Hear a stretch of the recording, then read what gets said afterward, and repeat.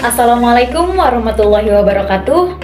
Halo semuanya, perkenalkan nama saya Rini Antika dengan NIM 220201, Program Studi Manajemen kelas RA3 semester 4, dosen pengampu Bapak Ade Faisal Mabtuhi SEMM.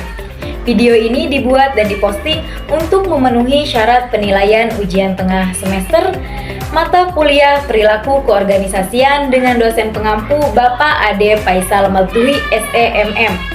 Baik, langsung saja di sini saya akan memaparkan pembahasan materi mata kuliah perilaku keorganisasian. Nah, yang pertama ada konsep dasar perilaku organisasi. Perilaku organisasi adalah suatu bidang studi yang mempelajari bagaimana seseorang atau individu bergerak dan berperilaku sesuai dengan organisasi. Studi ini meliputi bagaimana mereka berinteraksi dengan lingkungan dan bagaimana mereka bekerja dalam struktur organisasi.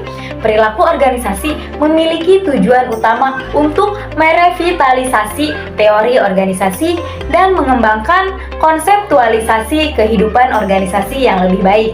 Perilaku organisasi dipengaruhi oleh perkembangan dari beberapa disiplin ilmu, termasuk psikologi, sosiologi, ekonomi, teknik, dan pengalaman para praktisi. Apa sih psikologi? Psikologi yaitu yang mempelajari bagaimana perilaku individu di dalam organisasi dipengaruhi oleh faktor-faktor seperti kebutuhan, kepercayaan, pengalaman, dan pengharapan. Psikologi juga mempelajari bagaimana organisasi dapat meningkatkan motivasi pekerja dan meningkatkan kepuasan kerja dengan menggunakan strategi seperti komunikasi yang efektif, penghargaan yang sesuai, dan lingkungan kerja yang baik. Adapun sosiologi adalah sebagai disiplin ilmu yang mempelajari bagaimana perilaku organisasi dipengaruhi oleh struktur organisasi seperti hierarki, tugas-tugas, wewenang, tanggung jawab, sistem reward, dan sistem kontrol. Sosiologi juga mempelajari bagaimana organisasi berinteraksi dengan lingkungan dan bagaimana mereka bekerja dalam struktur organisasi. Sedangkan ekonomi sebagai disiplin ilmu yang mempelajari bagaimana perilaku organisasi dipengaruhi oleh faktor-faktor ekonomi seperti biaya, keuntungan, dan keputusan bisnis. Ekonomi juga mempelajari bagaimana organisasi dapat meningkatkan efektivitas dan efisiensi dengan menggunakan strategi seperti penggunaan teknologi dan manajemen sumber daya yang efektif. Nah, di sini ada teknik. Teknik sebagai disiplin ilmu yang mempelajari bagaimana perilaku organisasi dipengaruhi oleh teknologi dan sistem informasi yang digunakan dalam organisasi. Teknik juga mempelajari bagaimana organisasi dapat meningkatkan efektivitas dan efisiensi dengan menggunakan teknologi dan sistem informasi yang lebih modern dan efektif. Nah, yang selanjutnya yaitu pengalaman para praktisi. Pengalaman para praktisi sebagai contoh lain mempelajari bagaimana perilaku organisasi dipengaruhi oleh pengalaman dan keahlian yang diperoleh dari berbagai situasi dan kondisi.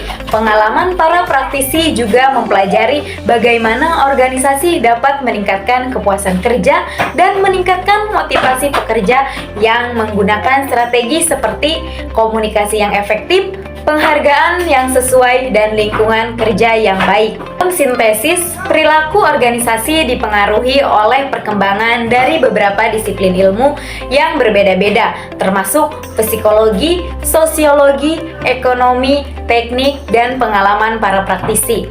Nah, masing-masing disiplin ilmu ini memberikan kontribusi pada pemahaman perilaku organisasi dan bagaimana organisasi dapat meningkatkan efektivitas, efisiensi, dan kepuasan kerja. Bahasan yang kedua ada teori perilaku dan model perilaku organisasi. Perilaku organisasi adalah bidang ilmu yang mempelajari interaksi manusia dalam organisasi, termasuk studi tentang struktur dan proses organisasi. Definisi dari Gibson dan rekan-rekannya mencakup teori, metode, dan prinsip dari berbagai disiplin untuk memahami persepsi individu, nilai-nilai, dan tindakan saat bekerja dalam kelompok dan organisasi. Stephen V. Robbins menjelaskan bahwa perilaku organisasi menyelidiki pengaruh individu, kelompok, dan struktur terhadap perilaku manusia di dalam organisasi untuk meningkatkan efektivitas organisasi. Perilaku organisasi menganalisis akibat lingkungan eksternal terhadap misi, sasaran, dan strategi organisasi. Studi ini fokus pada apa yang dilakukan orang-orang dalam organisasi dan bagaimana perilaku mereka mempengaruhi kinerja organisasi. Bahan kajian perilaku organisasi meliputi sikap manusia terhadap pekerjaan, rekan kerja, imbalan, kerjasama, dan faktor lainnya. Untuk memahami perilaku organisasi, diperlukan teori tertentu yang bertujuan untuk mengarahkan perilaku organisasi ke pencapaian tujuan. Robbins 2010 mengidentifikasi 3 teori perilaku organisasi, yaitu yang pertama ada teori pengkondisian klasik, yang kedua teori pengkondisian operan, yang ketiga teori pembelajaran sosial. Pun model perilaku organisasi. Perilaku organisasi adalah bidang studi yang mempelajari perilaku individu, kelompok, dan struktur dalam suatu organisasi, serta dampaknya terhadap kinerja organisasi. Model perilaku organisasi digunakan untuk memahami dan menganalisis perilaku dalam konteks organisasi. Ada beberapa model yang umum digunakan dalam studi perilaku organisasi. Yang pertama ada model 3 level. Model ini dikembangkan oleh Stephen V. Robbins dan mengusulkan 3 tingkatan analisis dalam mempelajari perilaku manusia dalam organisasi, yaitu ada tingkat individu, tingkat kelompok, dan tingkat sistem organisasi. Yang kedua ada model sistem organisasi. Model ini menggambarkan organisasi sebagai sistem yang kompleks, terdiri dari berbagai elemen yang saling berinteraksi. Model ini menekankan pentingnya koordinasi dan integrasi antara manusia, teknologi, struktur organisasi, dan lingkungan untuk mencapai tujuan organisasi. Yang ketiga yaitu model kelompok dan tim. Model ini fokus pada dinamika kelompok dan tim dalam organisasi, memahami bagaimana kelompok bekerja sama, berkomunikasi, mengambil keputusan, dan menyelesaikan konflik adalah kunci untuk mencapai kinerja yang efektif dalam organisasi. Yang keempat yaitu ada model kepemimpinan. Model ini mempelajari peran kepemimpinan dalam organisasi. Berbagai teori kepemimpinan seperti teori transformasional dan teori kontingensi digunakan untuk menjelaskan bagaimana kepemimpinan mempengaruhi perilaku individu dan kelompok dalam mencapai tujuan organisasi. Yang kelima yaitu model budaya organisasi. Model ini mempelajari budaya organisasi, yaitu nilai-nilai, norma, dan keyakinan dibagikan oleh anggota organisasi. Budaya organisasi dapat mempengaruhi perilaku individu dan kelompok, serta kinerja organisasi secara keseluruhan. Pembahasan yang ketiga yaitu perilaku individu, perilaku kelompok yang berpengaruh terhadap organisasi. Perilaku individu dalam organisasi dipengaruhi oleh karakteristik individu dan organisasi yang berbeda-beda. Perilaku individu dalam organisasi dapat dipahami melalui karakteristik individu seperti ciri-ciri biografis, kepribadian, kemampuan persepsi, dan sikap. Pengaruhnya individu terhadap organisasi. Perilaku individu memainkan peran penting dalam dinamika organisasi. Faktor-faktor yang mempengaruhi perilaku individu di tempat kerja dapat berdampak signifikan pada kinerja organisasi secara keseluruhan. Beberapa secara perilaku individu dapat mempengaruhi organisasi termasuk produktivitas, budaya organisasi, kepemimpinan, kepuasan kerja dan retensi karyawan, konflik, ketahanan organisasi, dan etika dan integritas. Perilaku kelompok dalam organisasi.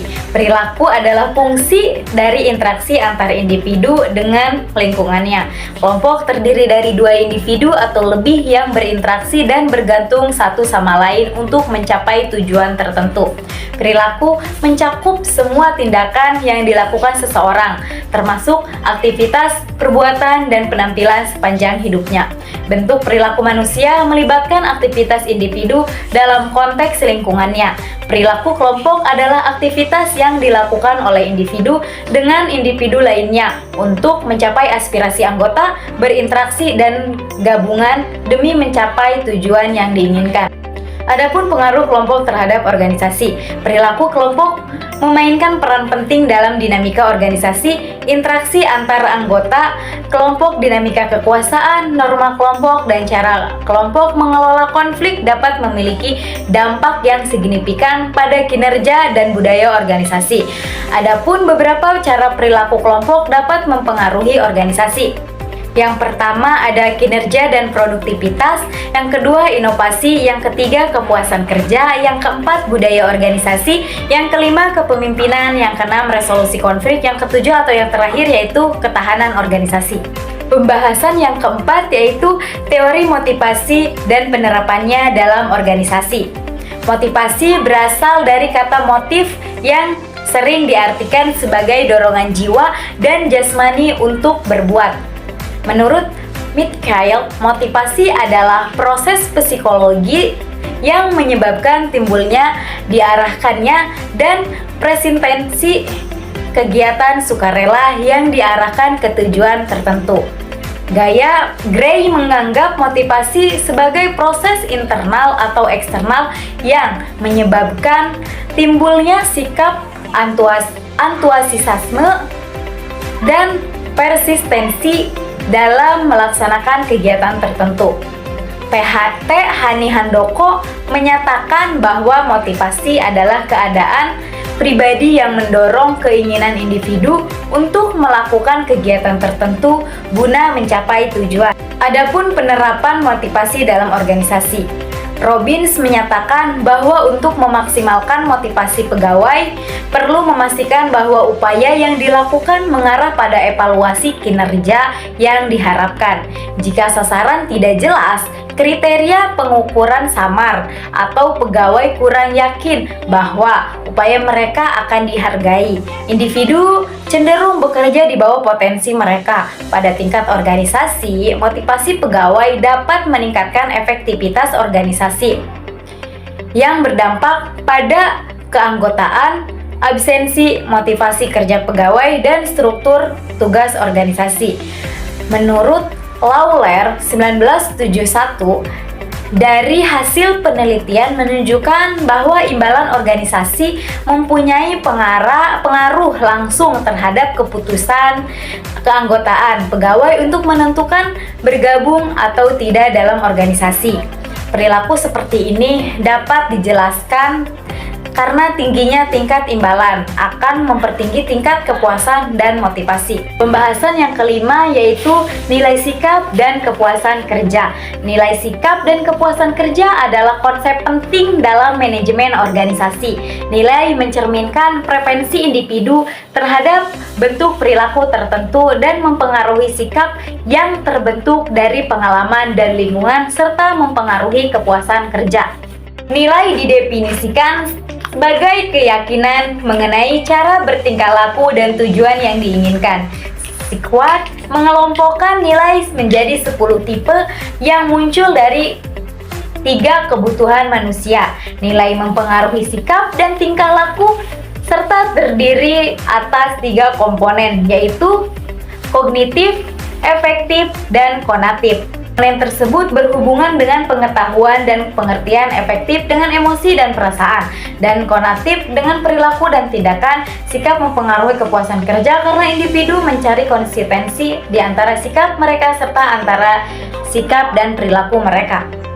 Kepuasan kerja juga dipengaruhi oleh religiusitas dan etika kerja Islami yang berpengaruh secara positif dan signifikan terhadap motivasi kerja.